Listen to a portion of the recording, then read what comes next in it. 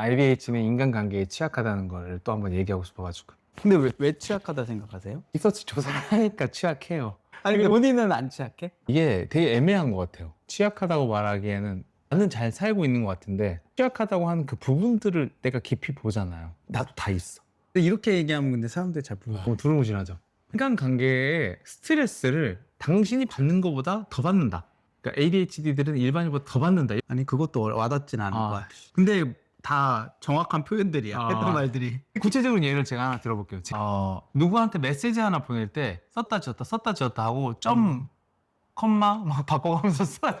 그렇게 막 2, 3분 동안 썼다 지웠다 반복하고 하나 보내. 그렇지. 뭐 그런 느낌? 그럴 때 심정이 어떻겠어요? 마음이. 콩닥콩닥 하지. 별것도 아닌데 카톡에. 하지만 별거지. 그러니까 이런 것들이 쌓이면 얼마나 사람이 인간관계에 취약하겠어. 그러니까 이게 제가 뭐 표현이 좀 그럴 수 있는데 그 이제 상담을 하다 보면은 이제 ADHD인 거를 초반에 알게 되고 그래서 그러면은 ADHD 너 힘들었겠네 하면은 이제 얘기를 하는 거야. 맞아. 그래서 내가 봤을 땐 옆에서 봤을 때는 더 엄청 힘들어 보이는데 표현이 너무 그냥 나도 당장 물어보면 뭐라고 해야 될지 모르겠어. 그렇지. 그래서 그 비유로 들자면 개인 구달 있잖아. 아. 우리에서 생활하면서 맞아. 침팬지 관찰하는 거. 말을 듣지 말고 행동을 보자. 계속 보다 보니까. 다 ADHD 분들이 계셔. 저는 공교롭게도 또 이제 사람들을 많이 상대하는 직업이잖아요. 제가 보이는 거가 뭐냐면 되게 힘들겠다라고 느껴지는 게 뭐냐면 지금같이 그 들었던 게 딱 정확한데 결국은 자기가 관계에서 거절당할까봐 그게 굉장히 두려운 거잖아요. 보통 사람들이 그냥 그치 뭐 그렇게 나도 뭐 고친 적이 있어. 나도 그 정도는 신경 써. 이렇게 얘기를 할 수 있는데 그 정도가 아닌 거예요. 그거보다 정도가 더 세요. 그냥 한 곱하기 10배씩 해야 돼. 왜냐면 그렇게 거절당할까봐 눈치 보는 사람들도 있죠, ADHD인데. 근데 자기가 거절을 안 당할 수 있는 그 안전한 구역을 확보해 두는 경우들이 있지. 가까운 친구라든지 아니면 이제 배우자 이런 안전지대가 있는데 이제 ADHD 분들은 안전지대 따위는 없지. 그리고 이제 그 불안도가 이미 옛날부터 엄청 혼나고 지적받고 이랬기 때문에 계속 움츠러들어 있는 거야. 그리고 이미 너무 긴장 상태야. 그러니까 대인관계의 학습이라는 게 되질 않아. 예로 들자면 초등학교 학생인데 대학교 수업을 듣는 거야. 그게 맨날 혼나는 거지. 왜냐면 모습은 대학생이니까. 너는 대학생인데 이것도 모르냐? 그럼 하면은 얼마나 패닉이겠어. 발표도 해야 돼. 근데 상식적으로 우리가 나이를 먹어가면서 자연스럽게 인간관계라는 게 배워가는 건데 왜 학습을 못했을까요? 너무 불안하니까. 경험을 음미할 수 없는 정도의 불안감인 거지. 그래서 저희 ADHD 분들 상담할 때 되게 좋은 게 뭐냐면 상담하는 입장에서 처음에 만났을 때는 다 괜찮다 하셔. 흥미로운 부분. 그러니까 뭘 물어보든 아니 뭐 누가 너한테 뭐라고 하는데 그 기분이 그렇게 안 나빠? 기분은 좀 나쁘죠. 근데 이제 별로 없어 감정가가. 그래서 그런 상태에서 계속 그 상황에 노출되고 감정을 물어보면은 불안도가 점점 떨어질 거 아니에요. 근데 이게 모든 그 ADHD뿐 아니더라도 상담이 다 비슷한 건데 그러니까 결국은 관계가 힘들어서 상담에 와서 상담에서 하는 거는 그 노출을 하는 거야. 억압해놓던 감정이라든지 그걸로 기반해서 대인관계 힘들었던 걸 노출을 계속 하다 보니까 불안이 떨어지는 거지. 제가 흥미롭다? 아니면 되게 좋다고 얘기하는 게 감정의 유무를 발굴하는 느낌이야. ADHD분 아닌다 하더라도 그렇거든요. 과거에 트라우마가 있든 힘들었던 기억이 있잖아? ADHD 아닌 분들은 이미 자기식대로 그 경험을 해석했어. 그래서 좋은 방향이 나쁜 방향을 떠나서 이제 자기만의 해석 방식이 있는 거지. 근데 그게 왜곡이 됐겠죠. 그래서 그렇게 왜곡돼 있는 거를 다룬다라고 하면 ADHD 분들은 그냥 원형이야. 원형이야. 왜곡과 해석이 없어. 예를 들어 이렇게 불안도가 이렇게 계속 떨어지다가 보니까 예전에 느껴지지 않았던 감정들 혹은 뭐 첫사랑 같은 게 있어요. 치면은 그런 자극이 딱 왔을 때 예전에 그 사람과의 그 감정이 지금 느끼는 것처럼 엄청 생생하게 느끼는 거지. 마치 그때 당시로 돌아간 것처럼. 그래요? 그래서 이게 난 너무 그때 당시를 같이 있는 것 같으니까 그만한 그 긴밀함이 또 느껴지겠어. 화는 그래 나도. 그 상황을 돌이켜보면 지금도 똑같이 화나. 화났던 그 시절 그렇지. 있잖아요. 그거 돌아가서 생각해보면 똑같이 화나고 똑같이 슬프고 그렇긴 해.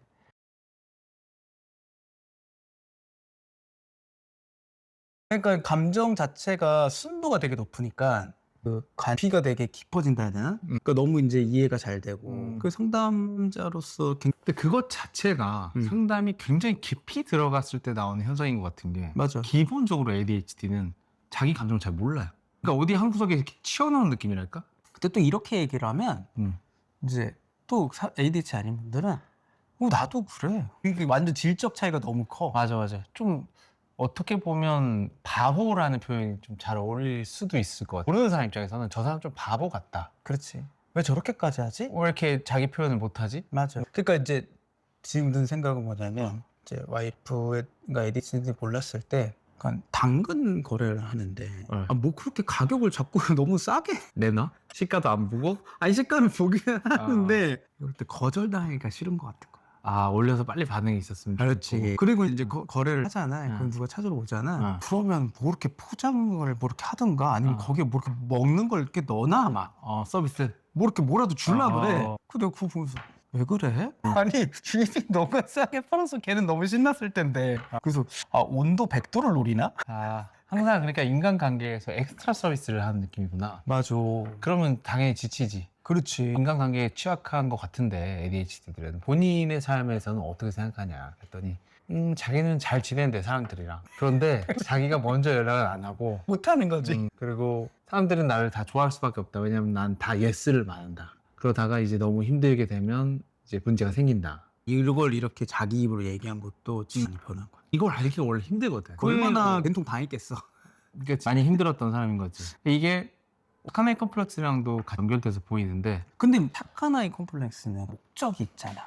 내가 얘기하고 싶은 거는 ADHD 아닌 사람과 ADHD인 사람의 가장 큰 차이는 의도와 목적이 없어. 예를 들면 착한 아이 컴플렉스 같은 경우에는 나를 좀 잘 봐줬으면 좋겠어서 이렇게 했는데 결과가 그렇게 일어나지 않을 때 폭발할 수도 있거든. 근데 ADHD는 넘어가는 거야. 넘어가다 이제 인간적으로 한계가 있으니까 그래서 갑자기 이 정도로 화낼 게 아닌데 너무 폭발적으로 화를 내는 거야. 너무 갑자기 마음을 닫아버린다든지. 갑자기 이제 떠나는 거지. 맞아. 그래서 이게 진짜 그 ADHD 분과 관계를 맺어본 사람만 이 얘기를 이해할 수가 있어. 맞아요. 조심스럽긴 해요. 그래서 ADHD들이랑 있다 보면 이게 참 묘하달까? 이게 맞아. 난 조심을 하고 싶은데 그분들이 마음에 벽이 없으니까 마음을 넘어오고 서비스도 제공해주기도 하고 근데 이거를 거절한다고 해봐. 그러면 또 상처받지? 근데 나는 상처받는 것도 걱정이지만 내가 요구를 했을 때 이 사람이 무리인데 계속 해서 이 사람이 힘들까봐 그것도 걱정이 돼. 근데 저도 이런 생각을 처음에 했는데 네. 어쩔 수 없더라고. 그냥 욕 먹을 생각을 해야 돼. 원망을 들을 생각을 해야 돼. 그러면 관계가 안 돼. 어차피 얘기를 해도 내가 너 무리일까봐 이거 업정낸다 하더라도 뭐 들리겠어? 그러니까 결국 기반하는 마음은 아까 착한 아이 컴플렉스 나를 좀 미워하지 말아줘 이제 이게 있을 텐데 근데 그런 의도와 목적조차 인지를 못하는 상태. 그냥 다 갖다 퍼져.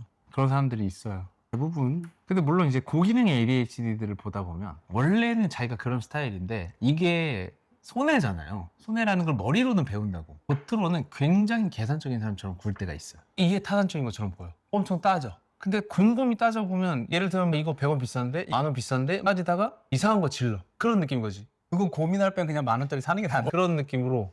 근데 저도 그거를 어떻게 보냐면 극단적인 거밖에 없는 거지. 모두 다 그냥 개방하거나 모두 다 개방 안 하는. 자기 나름대로 이 생존을 위해서 맞아. 쌓아 올린 방어 기제죠. 맞아. 그래서 이런 사람들 진짜 티 안 날걸요? 근데 언제 티난다? 인생에서 뭐 중요한 걸 선택해야 될 때. 스트레스가 뭐 심할 때. 결혼이라든지 어, 결혼 그때라든지. 준비 아니면 뭐 이사하는 거 등등 좀 이렇게 인생이 굵직굵직한 것들 있잖아요. 그러니까 되게 멀쩡하고 뭐 이렇게 딱딱딱 잘했던 친구인데 갑자기 얘가 에러가 뜨는 거지. 그럼 상대방은 왜 저래? 굵직한 것들에 대해서는 사실 힘들긴 해요. 나도 직장이나 돈벌이 수단, 그다음에 뭐 주식 이렇게 좀 중요하다고 생각하는 것들을 결정해야 되는데 굉장히 심한 애로사항이 있어. 이게 또 이런 얘기를 하면은 아니 그거 나도 그래 ADHD 다 그래요. 근데 이게 질적 차이가 진짜 엄청 크다는 거야. 그렇게 큰 일을 결정하는데 다 힘들지. 근데 우리가 어렸을 때부터 힘든 결정들을 회피하면서도 어쨌든 선택을 했을 거 아니에요? 그 과정에서 자기가 이해해서 학습한 부분이 있다고. 아, 내가 이런 큰 결정할 때는 되게 힘들어 하는구나. 아니면 큰 결정을 하는데 좀 누군가한테 도움을 좀 받으면 되는구나. ADHD들은 크게 그런 경험은 있지만 학습은 안 되는 거지. 그래서 매번 똑같은 거지. 그리고 그냥 진짜 초등학생이 갑자기 집을 사야 되는 거야. 그거 얼마나 무서워. 근데 무섭다고 말할 수도 없어. 왜냐면 난 겉은 성인이잖아. 그래서 공부를 많이 하겠지. 근데 이제 그게 부동산 업자가 될 때 아닌데 나 같은 경우 이제 파고 들어가지. 그래서 막 전국의 상권과 지역과 아파트 그치. 권역을 막 분석하고 앉아 있고. 근데 옆에서 보면은 어떻게 보이냐면은 아 얘가 이제 부동산 재테크로 뭔가를 해보려고 하나 보다. 이제 이렇게 맞아. 생각을 하면서 맞아. 잘한다 하고 나서 이제 뭔가를 결정해. 근데 그게 결정된 게 좀 방향이 이상한 거야. 그러니까 맞아. 그렇게 되게 깊게 생각할수록 있잖아요. 빨질을 하게 될 가능성이 굉장히 맞아. 커져. 이걸 선택하기 위해서는 전체적인 그림을 그리면서 가는 거잖아. 부동산이라고 하면은 내가 지금 있는 자본을 가져서 이걸 빌려서 그러려면 지금 있는 자본을 가지고 최대한 효율적으로 오를 수 있는 집을 찾아야 한다. 이런 것들이 기본 베이스여서 내가 극단적으로 소비를 줄인다든지 아니면은 뭐 굉장히 무리를 한다든지 여러 가지 등등 있고 대출을 많이 받든지 이런 식으로 전략적으로 들어가는 건데 그렇지 않는 거지. 그냥 공부를 하는 거야. 물어보면 다 알아. 기준이 막 바뀌어. 나 봐. 요즘에 차 바꿔야 되니까. 네. 차 미친 듯이 알아보는데 다 타보잖아요. 머리가 터질 것 같아. 기준이 막 계속 옮겨가. 근데 나도 차를 바꿨잖아요. 나는 그 거의 얘기를 해놓고 아 이게 되는 거구나 하고 바로 당일날 그냥 일로 마음에 안 들었지만 그냥 했어. 왜냐면은 이미 경험의 데이터가 있는 거야. 그러니까 굳이 이 사람의 마음이 들든 안 들든 어쨌든 물건을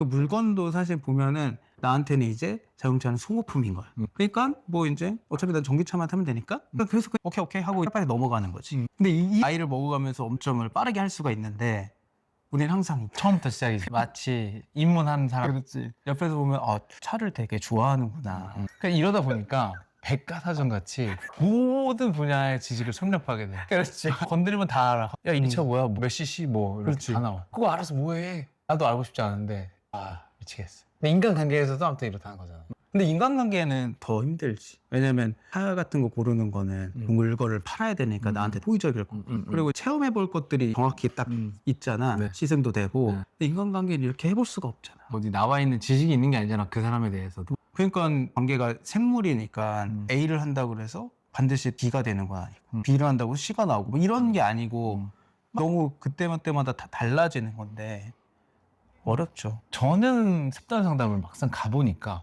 진짜 어렵게 느낀 사람들이 많더라고. 근데 되게 달랐던 게 뭔 줄 알아요? 대인관계를 보면 산만님은 다른 사람들보다 잘하는 것처럼 느껴졌다는 거잖아.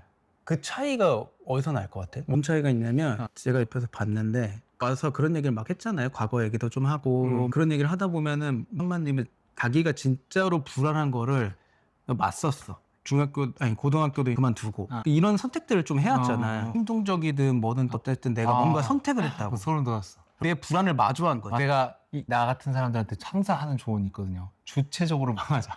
이런 얘기예요. 그래서 그게 제가 불안을 마주하는 저의 대처 방법이거든요. 인간관계 불안을 이렇게 하면 큰일 날 것 같아? 관계 파탄 날 것 같아? 주체적으로 선택해. 그래서 망하면 어쩔 수 없는 거야. 하지만 이거 주체적으로 하는 건 나의 최선이야. 이런 식의 삶을 살다 보니까. 왜냐면 그가 주체적으로 결정할 거기 때문에 이 결과도 내가 책임지는 맞아, 거잖아. 맞아. 근데 사실 보면 인생이 다 실패가 쌓이는 근데 실패라는 것도 우리가 사회적으로 나눈 거지. 그 경험들이 쌓이면서 그게 나가 되는 거잖아. 그 차이가 엄청 큰 거지. 그런데도 아직도 저도 큰 결정에서는 머리가 완전 바보가 돼서 근데 그 어쩔 수 없지 않나. 큰 결정은. 예. 그래서 뭐라 해야 되나 이제 선장이 있어야 되는 거야. 큰 결정 같은 건 와이프가 안 해줘. 그래서 와이프한테 많이 힘을 실어주려고 하고 있어요. 원래는 제가 많이 결정했어요. 근데 헛발질을 몇 번 하다 보니까 학습이 돼가지고 내가 하면 안 되겠구나. 투자 같은 것도 코인 날리고 주식도 하다가 비상장 주식까지 가고. 근데 생각하면 됐어. 그 주식하면 안 되겠다고. 주식이라는 게 결국은 투자인 거잖아. 투기가 아니고. 투자라고 하면은 저평가돼 있으니까 시간이 지나면 나중에 오르겠지 하는 것들을 사놓고 기다리는 거잖아. 맞아. 그러니까 도파민이 나오는 게 하면 안 된다고. 맞아요. 근데 우리는 또 도파민이 부족하잖아. 맞아. ADHD는 도파민이 항상 부족해서 한번 튕겨주잖아, 상승장? 막 덜덜 떨리는 거야. 나 이제 산다. 핸드폰만 보고 있어. 와이프도 이제 코인을 하는데 레버리지 10배 막. 야, 도파민 터지지. 근데 안 좋은 점이 있다니까요. 도파민이 터지는 건 도파민이 안 터지는 순간 심한 우울감을 느껴요. 안 올라도 우울해, 떨어지면 더 우울해.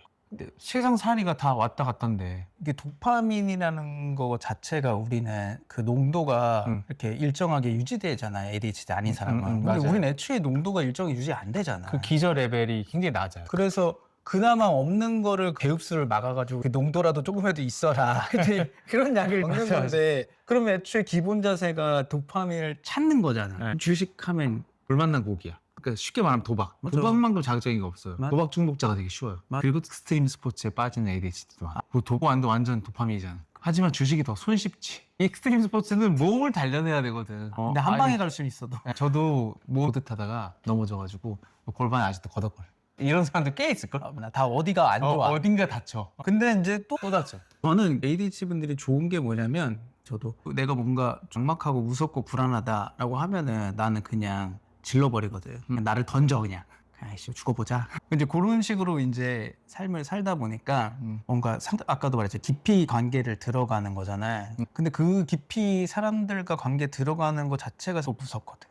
무섭죠. 저 무서워요. 새로운 사람과 깊이 들어가는 걸 경스러워요. 그건 무서운 거니까 나를 잃어버릴 것 같고 통제감을 잃는 느낌이잖아. 그래서 실망하게 될 것 같기도 하고 실망을 줄 것 같기도 한 마음이 그렇죠. 들어요. 그래서 저도 그런 마음인데 그런 마음을 딛고 먼저 다가가서 이 관계 맺고 얘기를 하다 보면은 내담자 분들은 자기만의 한계를 자기가 그을 거 아니야. 그러니까 자기도 이제 불안한 게 어느 정도 있었고 힘든 게 있어서 관계가 좀 지금은 자기가 봤을 땐 괜찮은 것 같아. 그게 다 똑같아. 그 PT도 뭐든 병원이든 내가 봤는데 좀 괜찮아진 것 같은데 그러면 안 가잖아. 그러니까 내가 볼 땐 이제 시작인데 이제 다 드셨어. 그럼 뭐 어떻게 내가 그거를 뭐 이렇게 멱살 잡고 뭐 할 수가 없잖아. 그러니까 이제 난 좀 아쉽고 목마름이 있는 거지.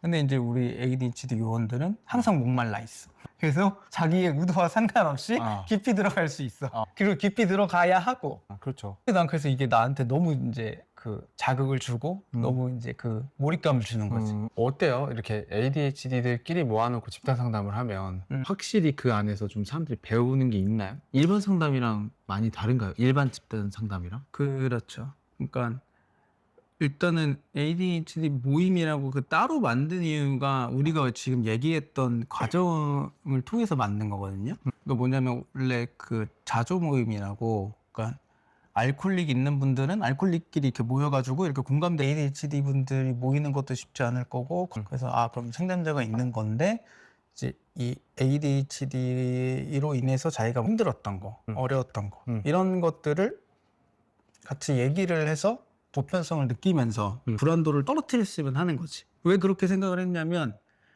자기가 얼마나 힘든지를 알 수 없어. 왜냐하면 지금도 늘 불안하고 바쁘거든.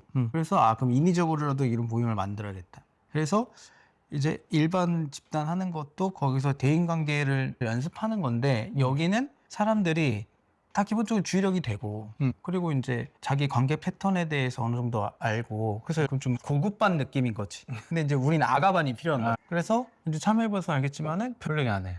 그냥 이제 자기가 뭐 힘들었던 거 이렇게 얘기를 하다 보면은 어느새 사람들이 어땠어요? 이렇게 물어보면은 저도 그랬어요. 다 그랬대. 그래서 저는 그때 그렇게 해서 지금은 이제 뭐 이런 식으로 대응하고 있는데 그게 힘들다 사실.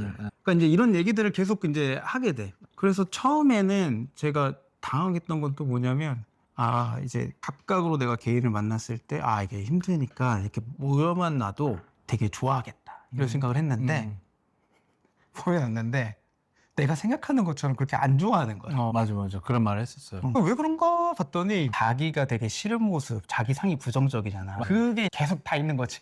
그러니까 너무 더 불안하고 힘들어. 그러니까 제가 저번에 말했던 ADHD가 ADHD랑 궁합이 안 좋을 수도 있다. 내가 싫은 모습을 저 사람 갖고 있으니까 보기가 싫은 거거든. 그치만 또 한 번 했잖아. 그러면 이제 피하는 건 없거든. 한 번 하면 그냥 하는 거야. 근데 쭉 하다 보니까 어차피 이것도 불안한 거기 때문에 노출이 되면 무조건 떨어져요.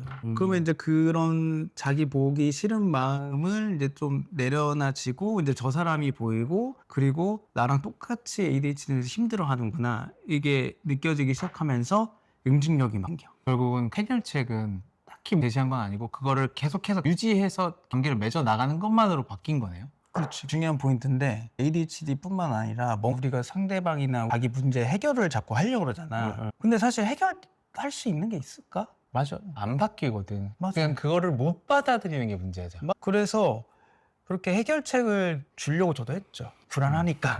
이거 근데 얘는 뭐 죽을 것 같아. 퇴근을 안 해. 밥도 안 먹고. 근데 자기는 괜찮대. 그래서 야 이거 문제다. 그래서 막 그 해결책을 막 줘보려고 모션도 만들어 보고 감정 체크리스트만 해보자 하는데 백약이 무효하지. 근데 그렇게 이제 모여서 얘기를 해서 불안감이 떨어지니까 자기들이 그 기능이 올라오는 거지. 그래서 자기들이 방법을 찾아서 잘 해요. 그럼 우리가 일단 해야 되는 가장 중요한 건 어떻게든 나오게 하는 거네. 오늘 동안 어느 정도의 강제성이 필요한 거네. 그래서 이거를 이제 본 분들이 ADHD 되게 힘들다라고 하면은 그러면은 이제 좀 오셨으면 하는 거지. 그리고 더 나아가서는 그 생각도 하거든요. 그 ADHD만 모이는 거 말고 ADHD 배우자 모임도 좀 하고 싶은 거야. 저는 그거 진짜 필요하다고 생각해요. ADHD와 ADHD 파트너가 같이. 아니면 또 따로. 그거는 따로 하면 좋을 것 같아. 우리 그때 얘기한 것처럼 4주면 4주, 6주면 6주. 왜냐면 ADHD인 사람도 힘들지만 ADHD랑 같이 사는 사람들이 힘들어. 같이 잘못하는 게 표면상의 잘못은 ADHD 분들이 일으키니까 ADHD가 잘못된 것 같고 ADHD 갖고 있는 너가 잘못했다라고 가기가 너무 쉽거든요. 근데 ADHD 분과 결혼하신 분들은 혹은 같이 연애하신 분들은 생각을 해봐야 될 게 자기 성향이 굉장히 불안이 높으신 분들이 많을 가능성이 높아. ADHD랑 결혼한 사람도 신경다양성이다. 그 사람도 살펴볼 필요가 있는 거죠. 이 사람도 신경다양성이라고 하면 어떻게 ADHD 사람을 문제라고만 할 수 있는가? 수는 마주쳐야 짝짝꿍이 되는데. 그래서 저도 와이프랑 결혼한 이유가 와이프만큼 완벽한 수용감을 주는 사람이 없어. 의도와 상관없잖아. 나는 그게 필요하거든. 수영감. 근데 원래 그런 거 불가능하잖아. 근데 우리 와이프는 나란 사람을 보는 것보다 그 주어진 걸 보는 거지. 우리가 이제 만약 관계를 할 때 불안하지 않으면 상대방을 보면서 평가를 하잖아. 쟤는 왜 저러지? 말은 안 하지만 태도에서 느껴지잖아. 근데 ADHD인 분들은 주어진 이거에 집중해. 그러니까 나란 사람을 안 봐. 근데 안 보는 건데 그걸 모르지. 왜냐면 대심이 하니까. 그래서 나를 보는 것 같아. 그래서 나한테 거절감도 주지 못해. 맞아. 그게 너무 좋은 거야. 나도 내 아내를 보기까지 오래 걸린 것 같아. 근데 아마 와이프분도 그래서 한반님이랑 결혼한 걸 거예요. 그러니까 이제 그 정도로 그러면은 그 ADHD과 만나는 분들은 이거 뭐 제 경험 한정이지만 약간 좀 수용감이 필요한 사람들, 그러니까 거절이 되게 민감한 거지. 그런 이제 각자의 성향이 있어서 만난 거고 그 배우자 모임이나 이런 거를 왜 하고 싶냐면은 이것도 또 이게 힘들어. 뭐가 힘드냐면 달라. 다른 그 부부들의 그 갈등이나 뭔가 이게 양상이 달라. 그러니까 사람들이 이해를 잘 못해. 그냥 뭐 네가 좀 더 참아. 아니 뭐 어떻게 걔가 그런 사람인데. 뭐 이제 이런 식으로 좀 많이 해봤지 나도. 스스로 막 이것도 해보고 저것도 해보고. 근데 내가 다 포기했는데 그래도 이 정도는 좀 해줘야 되는 거 아닌가 인간적으로? 그것마저 이제 못 해주니까. 예를 들면 이제 이런 거지. 와이프를 예를 들자면은 이제 아침에 일어나기 힘들잖아요. 근데 이제 아침에 일어나기 힘드니까 힘들구나. 그럴 수 있지. 그러면 이제 아침에 내가 막 준비를 해. 그럼 저녁은 좀 이게 케어를 이렇게 할 거라는 생각을 할 거 아니야. 근데 이제 보면은 이제 와이프가 저녁 준비하거나 말하면 또 이제 애들 케어를 못 할 수도 있잖아. 그러면은 이제 아침에도 내가 하고 저녁에도 내가 하는 거야. 그치. 반복되는 거야. 주의력이 있으면 이 사람이 딴 걸 해도 여기에 신경 쓰고 있다는 게 느껴져. 그러니까 예를 들어 아침에 내가 했으니까 그럼 저녁에 내가 좀 신경 써줘야겠다. 그러면서 내가 널 신경 쓰고 있다라는 그 제스처를 취하거든. 아예 노관심인 것처럼 느껴지는 거야. 이게 도대체 무슨 생각을 하는 거지? 컴플레인을 많이 받긴 해요. ADHD랑 결혼한 배우자 측의 입장에서 저 사람은 신경을 안 쓰는 것 같다. 집안일이나 애들 케어하는 데 있어서. 근데 사실 보면은 그 ADHD 입장에서는 엄청 불안한 거거든. 지금 현재에 막 집중하고. 그러니까 ADHD는 이런 특징이 있다. 이런 신경학적 특징이 있다고 알려주고 그러니까 이렇게 소통해야 한다도 뭐 알려주면 좋을 것 같아요. 맞아. 왜냐면 소통법 자체가 일반적인 상식을 벗어나서 문제가 되는 거거든요. 이 정도 했으면 좀 알아서 알아줘야 되는 거 아닌가? 그래서 이해도 되고 당신 지금 뭐해? 이거 해야 돼. 이 정도는 해야 알아듣거든. 그거 안 돼? 그냥 가에 기에 여기에 흥거에 여기에 집중해가지. 딱 잡는 순간 나 뭐 잘못했나 보다. 아, 진짜 미치겠네. 거의 풀리지 않는 벽 같은 거네. 그렇지. 그래서 저 같은 경우는 좋았던 게 뭐냐면 제가 그 관계를 중요하다 생각했으니까 상담일도 하고 그러다 보니까 아이들도 되게 잘 키우고 싶고 잘 키운다는 게 그 아이들과 친하게 지내고 뭐 이런 걸 하고 싶었는데 막상 나 보니까 내가 예민해. 애들은 자기 욕구가 강하잖아. 너무 내가 힘들어. 힘들지. 우리 와이프는 별로라죠. 몰입하는 거야. 응. 난 몰입이 안 돼. 나 너무 힘들어. 힘들대. 근데 막상 이제 오면 잘 놀아잖아. 그게 안 돼. 케바케. 컨디션에 따라. 대부분 잘 못 놀아줘. 힘들어. 근데 그렇게 생각을 할 수는 있는데 와이프 얘기를 또 들어봐야 돼. 우리 와이프도 얘기하면 겉으로 보기엔 잘 놀아주는 것 같아. 몰입해서 잘 놀아주거든. 겉으로 보기엔 너무 저 로아빠 너무 애들이랑 잘 놀아준다. 가정적이야. 전혀 안 그런데. 의도치 않은 장점이 뭐냐면 애들이랑 육아가 너무 잘 돼. 그러니까 이제 애들이랑 그 관계. 뇌가 비슷해. 대뇌 전두엽에 우리는 그 신경전달 물질이 부족한 거고 걔네들은 성장을 더 뇌가 딱 이상하게 주파수가 맞네. 애들의 마음이 너무 이해가 돼. 갑작스러운 충동, 막 울음, 감정의 변화 이런 게 다 이해가 돼. 우리 와이프는 이해를 못해. 짜증나지. 그럴 수 있어. 그래도 이러면 안 돼. 이런 것들이 이성적으로 이해가 돼. 감정의 주파수를 잘 맞추는 거야. 맞아. 근데 어른이 되면 그런 주파수보다 지금 해야 될 거, 앞으로 해야 될 거 맞아. 생각하기 마련이야. 맞아. 그래서 내가 항상 육아 천재다. 근데 자기가 왜 육아 천재인지 모르지. 근데 그건 확실히 있어. 지속적으로 잘 하냐 못 하냐는 별개고 일단 주파수는 굉장히 잘 맞아서 잘 맞는 부분은 확실히 있다. 그래서 저 같은 경우는 애들을 케어 이런 게 내가 너무 힘드니까 와이프가 그 부분을 좀 해주니까 난 좋은 거지. 그러니까 좀 자기가 힘들고 어려운 것들은 상대방한테 맡길 수 있는 이게 서로 이민인 거지. 그럼 나도 여유가 생기니까 와이프가 하는 걸 신경 못 쓸 때 내가 뭔가 하고. 근데 이러면서 불안을 높이는 사이클이 아니라 불안을 낮추는 사이클. 근데 와이프분도 보니까 일반화 시켜서 생각할 수가 없는 게 굉장히 고기능의 ADHD. 맞아, 그렇긴 해. 그러니까 일반적인 ADHD로 생각하면 안 돼. 맞아. 굉장히 고기능이야. 맞아. 번아웃 오는 ADHD는 고기능 많아요. 근데 번아웃까지 못 가고 번아웃 해버려. 열심히 하기 전에 번아웃 해버리는 사람들도 많아요. 맞아. 근데 와이프도 옛날 생각을 해보면은 그 와이프가 그때 얘기하지 않았나? 별 말을 안 했어? 말할 게 없지. 뭐 그냥 회사 그냥 정신없이 막 이렇게 한 거고. 그러다가 이제 눈 뜨면 이제 퇴근하는 거야. 아기도 키우고 있는 상태고 회사도 다니는 상태인데 취미로 안보여서 JLPT 1급을 따셨대요. 나는 잘 이해가 안 되던데. 근데 그게 또 만료가 있더만. 있어요. 만료도 됐고 그때 아마 일 때문에 일본을 파견 가야 될 수도 있고 그런 일들이 좀 있을 가능성이 있어서 그 와이프 자체가 보면은 장인어른도 이제 다른 언어에 좀 재능이 있는 것 같아. 좋아하는 것 같아 자기가. 거기서 통역을 했냐? 통역은 딱히 안 했다. 그냥 같이 회사에서 여행 갔다. 근데 이제 그거는 약간 별개처럼 그렇지. 말씀을 하셔서 그렇지. 이런 맥락이 있는 줄은 지금 처음 들었네. 맞아. 그러니까 이제 이런 식이야. 그 얘기 들으면 맞다. 그렇지 맞아. 나 그랬어. 그렇지. 그래. 맞아.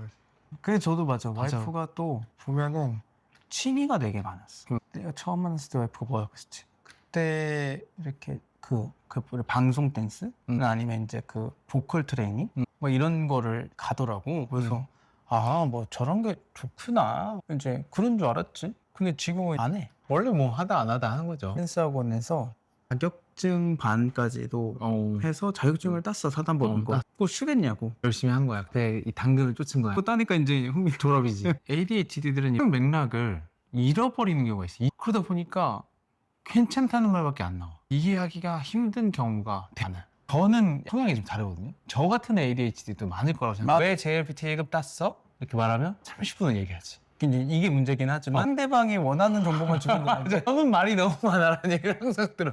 제가요? 하면서 30분 얘기하지. 인생을 들어야 돼. 근데 이런 경우는 이제 소수의 ADHD 이런 거 같고 네. 다수는 약간 그런 편인 것 같아. 그냥 그치. 좋아서 이런 느낌. 거의 대부분 그렇게. 네. 근데 이걸 또 화내면 안 돼. 그러니까 제인구달 하는 것 같아. 그거 둘이 파야 돼. 왜 모르겠거든. 근데 그 대화 기술이 없으면 대화가 안 돼. 파트너가 그게 힘들 거야. 맞아.